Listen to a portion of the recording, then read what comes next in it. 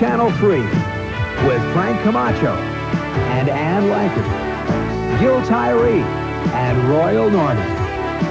Arizona's News Channel 3. Good evening, everyone. As all the nation awaits word from Ross Perot, tonight it appears he's doing one of the things he does best, keeping us guessing. That's right. The latest word from Dallas tonight is that Perot will wait several days to make up his mind. In the meantime, he has both the Republican and Democrat camps bowing to his wishes. Mr. Perot will hear from representatives of both President Bush and Governor Clinton tomorrow. Today, he was mobbed by reporters as he entered a Dallas hotel to meet with his state chairman. And I was told by the Arizona state chairman that CNN's Larry King also addressed the Perot supporters tonight. King's show was the rumored forum for an announcement tomorrow. Walt Peters went to Dallas this afternoon from Arizona, and tonight he says Perot is going to listen carefully to the economic platforms presented by both parties and then make his decision. My own belief? Well, I would hope so. But I have no advance information. The decision has not been made yet. We hope it'll be made Monday. We hope and pray, of course. Peters told me tonight that Perot instructed his volunteers to listen with open minds tomorrow, then compare and contrast ideas presented by the Bush and Clinton delegations. Perot did tell reporters he'd likely announce a decision by the end of the week. President Bush is home tonight after a 230-mile whistle-stop train trip. The campaign trek was fashioned after Harry Truman's rail tour in 1948, the year Truman staged a stunning come-from-behind victory. Along the way, the president denounced his Democratic rival, Bill Clinton. And don't kid yourself. While Governor Clinton is pulling promises out of the sky with one hand, he's pulling the dollars out of your wallet with the other. At some stops, the president was booed by Clinton's supporters. One was dressed in a chicken suit to mock the president for not debating Clinton. Tomorrow, Mr. Bush will be in Dallas. His aides say he has no plans to meet with Ross Perot. But the president says if Perot does re-enter the race, it won't hurt him at all, but he predicts it will damage the Clinton campaign. Meanwhile, Bill Clinton ventured into Republican country today. He toured Middle America, and at a steak fry and barbecue, Mr. Clinton told supporters that he would be a president who will unite the country. George Bush has basically divided this country by race, by ethnic group, by gender, by region. And I have campaigned relentlessly for a year now on the need to pull the American people together. Now, Clinton is scheduled to take the day off tomorrow, and he hinted he may visit Dallas to court Perot's supporters. Also today, Clinton received a major endorsement from former basketball superstar Earvin Magic Johnson. That endorsement comes just 2 days after Magic stepped down from the National Commission on AIDS. President Bush had appointed Johnson to that panel, but he stepped down, accusing the Bush administration of ignoring the commission's work. Arizona voters have seen the issue before. The Martin Luther King debate has divided the state like no other. On November 3rd, voters will see it again. This time is Proposition 300. And the issue has certainly been a lot more quiet this time around so far, except for a march here and there. Scott Pasmore joins us now with one such event today. A student march, Shan, sponsored by the Black Student Union from Camelback High School. Tonight's march was the fourth one, and they had certainly hoped this one would be bigger and better, so to have a nice head of steam going into the general election. What do we want? King's Day. When do we want it? Now. They had the same chant, the same message. They just didn't take up much space. There's no question these King holiday supporters would like to see more people out here, but they know it's their message that counts. It's been about people just getting out and taking care of business during the march, showing that they support something, that they have stamina to continue with it. It's going to pass, but I don't know if it will this time, but it will pass. King holiday supporter Paul Eppinger agrees the King campaign has been much quieter this time around. He's hoping a low-key grassroots attempt will prove to be successful. This fulfills the American ideal, the American dream, that all people are created equal under God, and it will not cost the taxpayers of Arizona one extra penny. Of course, I'm going to vote against it. King holiday opponent Julian Sanders isn't surprised by the quiet campaign and says he believes people are ready to give in. It appears that there are many people who are simply willing to say, well, we don't want to be the last ones. They've had their souls bought by the monetary value of the thing. Tonight, the marchers reached their destiny, the state capitol, but they won't know if they've reached their goal until November 3rd. the proposition is more than likely not going to pass unless people actually get out. You have to get up on the day and vote. If they don't get up and vote, I don't see it passing. And the students will have one more march coming up in October, certainly hoping for more people at that one, Ann. In the meantime, Councilor Cheryl Davis over at Camelback High School says these marches at least show that the younger people are getting involved. Which is good. They should all get out and vote if they can. Thank you.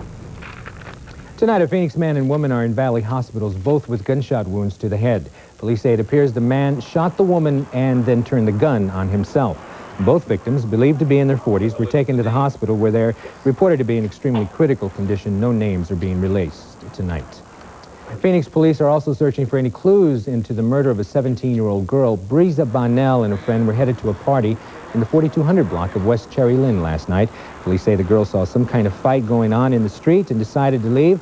That's when gunshots rang out, and Breeza was hit in the chest by a stray bullet. She died at St. Joseph's Hospital. Police say all they know is that the shooter was a man, and they're asking anyone with information to please come forward. A 12-year-old boy is dead tonight after an apparent accidental shooting. Police say 4 kids were alone in this house at 20th Avenue in Romley during the time of the shooting. They say a 16-year-old was playing with his parents' gun when it went off. The boy apparently thought the safety was on. Albert Turner died from a bullet wound to the eye. Police have found a Mesa couple that had been missing for nearly 2 weeks. Authorities in a half-dozen states were looking for 70-year-old Kyoko Satama and his 62-year-old wife. Now, the couple's daughter says the two disappeared 10 days ago after they called her to say Mr. Satama was sick. Tonight, authorities found the couple in Springerville, where they had gone for medical help. ASU pitching coach Dub Kilgo today resigned his position with the ASU Sun Devils. Kilgo was arrested last week at the Point Hilton Resort at South Mountain. He apparently had been using facilities at the resort and allegedly broke into several rooms. Kilgo has been on administrative leave since last Monday. In the world tonight, Nigerian government officials are inspecting the scene of a deadly plane crash. All 163 people aboard the C-130 military aircraft were killed when the plane went down overnight in Lagos, Nigeria. Officials learned about the crash when bodies were found scattered in a swamp. Investigators say most of the passengers were Nigerian. It is still not known what caused the crash. This is a glimpse of relief in sight for flood victims in southeastern France after another day of rain and 3 more deaths. Forecasters say it appears the sky is clearing. Last week, residents were clobbered with the deadliest flooding on record in France. 38 people died in Tuesday's flood, and rescuers are looking for more than a dozen people still missing. A Chicago reporter is making big news tonight for a sex scandal involving more than 150 high school athletes. Peter Andine was arrested while he worked overnight at the Chicago Sun-Times newspaper. Victims told police Andine promised them better media coverage if they engaged in sex acts with him or women while being taped on video. Police confiscated dozens of pornographic tapes from Andine's apartment. He was denied bond after it was discovered he previously served several years in prison for a kidnapping and deviant sexual assault conviction. The people of South Florida tonight are saying goodbye to some of the men and women that made life bearable after Hurricane Andrew. Members of the 82nd Airborne packed up today and headed back to Fort Bragg, North Carolina. The troops arrived in Florida almost a month ago to help clean up debris, feed the homeless, and care for the sick left behind by Andrew. Other troops remain in Florida tonight to maintain the 10 cities which still provide shelter to many of those driven from their homes. About 50,000 people packed St. Peter's Square to see Pope John Paul II celebrate Mass this morning. This is the first glimpse the public has seen of the pontiff since his intestinal operation last July. The 72-year-old pontiff sat during most of the 2-hour service, where he also raised 17 Irish martyrs to sainthood. Today marks the beginning of the Jewish year 5753. At sundown, the Jewish holiday of Rosh Hashanah began. It ends Tuesday at sundown. According to Jewish tradition, this is the time when a person's fate for the coming year is divinely determined. Israeli leaders today started the holiday with an optimistic message about U.S.-sponsored peace talks in the region, but cautioned that peace will not come quickly or easily. Hits like this are just part of the job when you play hockey. Still ahead, meet one of the NHL's up-and-coming players as we spend a day in the life of the Warriors on ice. But before that, smoke pours into the sky north of San Francisco. We'll tell you what went up in flames when we come back.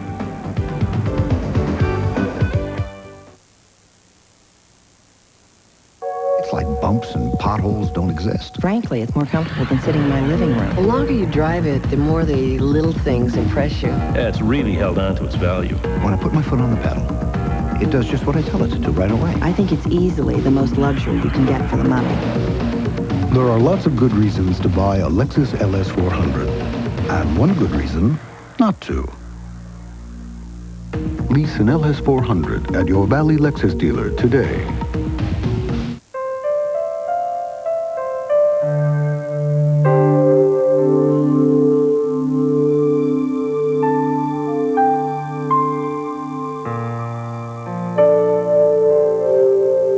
When life offers up more questions than answers, Camelback Samaritan can help with outpatient counseling on your schedule, not ours.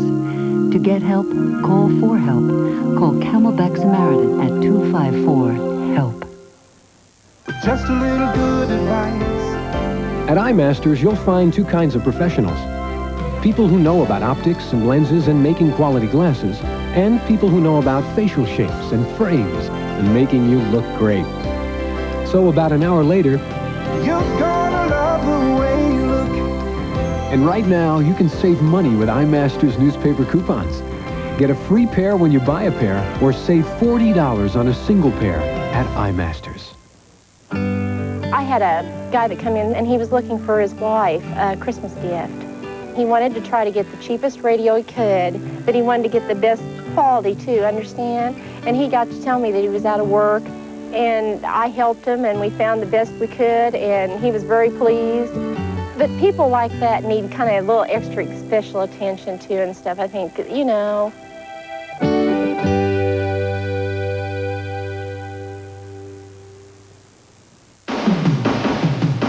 The rugged Mazda truck. With over 1 million sold and more than 90% still on the road, no wonder it's got an unsurpassed basic warranty. More impressive than ever, get a 1992 Mazda truck today and get up to $1,000 cash back from Mazda. It's the right truck and the right deal right now. Just don't miss it. At Larry Miller, Burge, Powell, Bell Road, and Showcase Mazda now.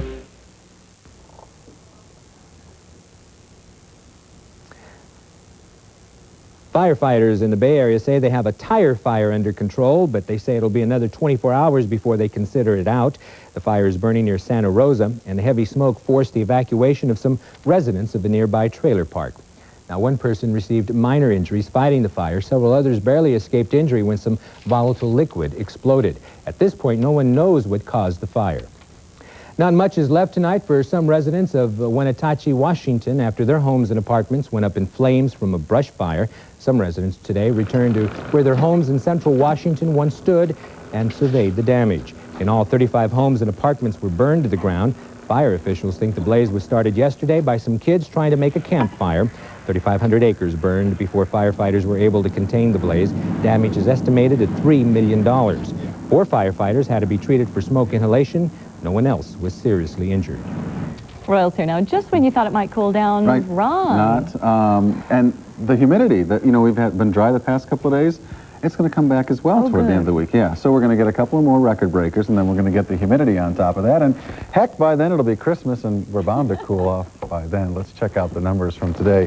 Well, we did it, folks. We tied a record on this state that went back to the 1930s. A 105 officially over at Sky Harbor Airport. 75 was the morning low, mid-60s in the outlying areas. That's about the only silver lining, if you will, in this weather picture. For the next couple of days, the air is dry enough that we'll have those cool nighttime temperatures. Normals on the state, 95 and 69 degrees. Right now at the airport, cooling off nicely, 89, 22%. Winds out of the west at 3. Barometric pressure rising, dew point sneaking up a little bit, up to 45 degrees. Okay, around the country, these are not around the country. These are highs around the state today. 80 at Flagstaff, 89 at Payson, 91 at Sedona, 101 at Bullhead City, and a whole bunch of 105s. Yuma, Gila Bend, Coolidge, also Organ Pipe National Monument, 105 degrees. 101 at Tucson, that was a record for them on this date. Here are the national highs. 108 over at Palm Springs, the hot spot in the country. 93 at Las Vegas, 77 up at Salt Lake City. Back east, pretty nice. 70 Indianapolis, 71 at Pittsburgh. 74 at Washington, D.C., and 70 the high today at New York City. Forecast highs for tomorrow, 50 and 60s throughout the Great Lakes states and the Midwest. Out west, some pretty seasonally warm temperatures, or I guess that's seasonably warm, whatever, and a whole bunch of 80s in the southern tier states. Okay, latest satellite picture. The rains for the most part have ended along the East Coast. They're pretty heavy earlier on today. Charleston, South Carolina, picked up about an inch of rain and some thunderstorm activity there. Esther, Florida, with near 2 inches of rain and some heavy activity offshore. There's a tropical depression offshore of Florida, which could fling some showers in for tomorrow. But at this point, it doesn't look like that system is going to develop into anything like a tropical storm, and for sure, not a hurricane. Reinforcing cold air coming down through the Midwest. That's why they're going to see those cool temperatures tomorrow. Tonight, frost and freeze warnings up across the northern sections of Michigan, Wisconsin, Minnesota, and North Dakota. For us, clear skies around the state tonight, and that'll be the trend for the next couple of days. Some high clouds will drift through occasionally, but temperatures around the state are going to be averaging about 10 degrees above normal. Show you the tropical outlook in the Pacific. First of all, Tropical Storm Rosalind looks like it'll impact the Big Island of Hawaii, but the top winds are only 40 miles an hour, so that's good news there. They probably will pick up some heavy rains toward the latter stages of this week. That used to be Hurricane and Tropical Storm Seymour. It's dying out. Some of those high clouds will flow through Arizona this week. Our wild card for later in the week is Hurricane Tina as it moves up toward Baja. We're going to have to watch that for the possibility of some additional moisture. And here are those highs again, as if you didn't have them before. 89 at Payson, 80 at Flagstaff, 80 at Page, and 83 at Winslow. Do you have them memorized? Let's check out the valley forecast for the rest of tonight. Clear skies, 76 at the airport, mid-60s elsewhere. Then for tomorrow, sunny and hot. That'll be a record breaker, 106.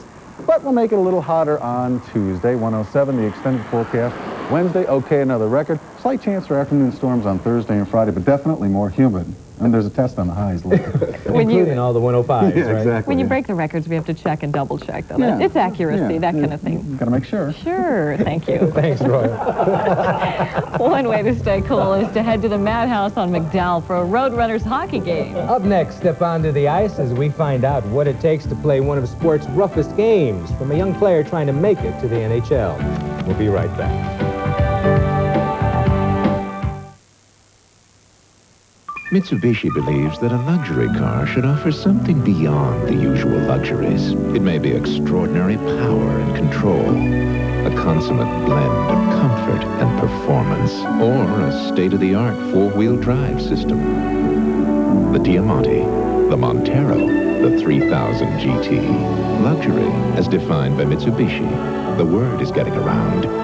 Visit Bell Road, Glendale, Mesa, or Scottsdale Mitsubishi today. You need your brakes fixed, but your car dealer couldn't take you today? What's stopping you? Midas can fix your brakes right the same day you bring in your car. You need brakes, but you're worried about cost? What's stopping you?